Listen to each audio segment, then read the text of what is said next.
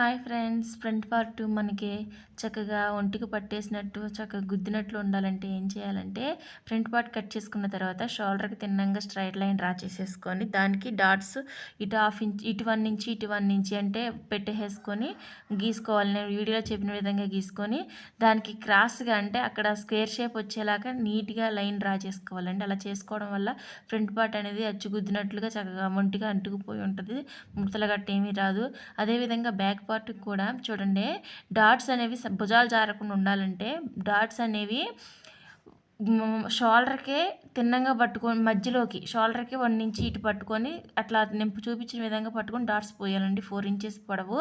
అప్పుడు front part back part అనేది భుజాలు జారకుండా ఉంటాయి. అలాగే ఫ్రంట్ పార్ట్లో చూడండి, ఇలా ఇప్పుడు మనం పోసేటప్పుడు ఇట్లా ఇట్లా పట్టుకుంటే సరిపోద్దండి.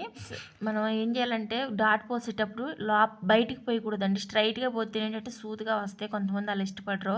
రౌండ్ షేప్లో కావాలంటే ఇట్లా క్రాస్గా పోసుకోవాలి, చూసారా.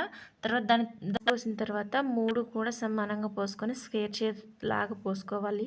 అలాగే భుజాలు జారకుండా ఉండాలంటే మన షోల్డర్ కాడ మనం చక్కగా క్రాస్గా కట్ చేసుకుంటే జారకుండా ఉంటాయి. ఇది ఫుల్ వీడియో లింక్ పెట్టాను, చూడండి. నచ్చితే like. Hi friends, thread bangles ఎలా రెడీ చేసుకోవాలో చూద్దాం. చూడండి, ఒక అట్టముక్కను తీసుకొని సైజుకి తగ్గట్టుగా ఒక 20 కానీ 30 కానీ రౌండ్స్ దారాన్ని చుట్టేసుకొని ఆ దారాన్ని కట్ చేసేసి చివరిని గమ్మంటిచ్చేసి ఆ దారం చిక్కులు లేకుండా స్ట్రైట్గా దారాన్ని అలాగే చిక్కులు లేకుండా చేసుకుందామండి. చేసుకొని మనం తీసుకున్నటువంటి బ్యాంగిల్స్ మ్యాక్సిమము బ్యాంగిల్స్ ఎక్కువ మట్టి గాజులే వాడితే బాగుంటుందండి. చాలామంది మట్టి గాజులు ఇష్టపడతారు ప్లాస్టిక్ గాజుల కంటే.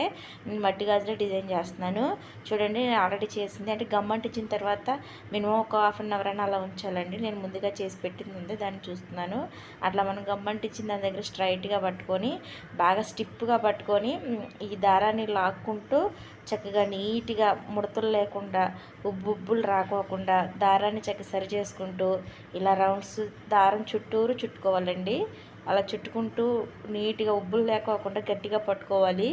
లూజ్గా ఉంటే దారం ఊడిపోద్ది, చిరాగ్గా ఉంటుంది. అలా చేసుకున్న తర్వాత దానికి మనకు కుందన్స్ అండి, ఐ షేప్ కుందన్స్, రౌండ్ షేప్ కుందన్స్, మన ఇష్టం. ఏ డిజైన్ కావాలంటే ఆ డిజైను మనం దానికి రెడీ చేసుకోవచ్చు. అది మన ఓపిక, మన ఇష్టం.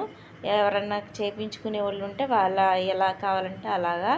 నేనేమో మామూలుగా ఐ షేప్ కాకుండా స్ట్రైట్గా రౌండ్ ఇవి అంటించాను. చూడండి, 3 రకాలు ట్రై చేశాను. చూడండి ఎలా ఉన్నాయి.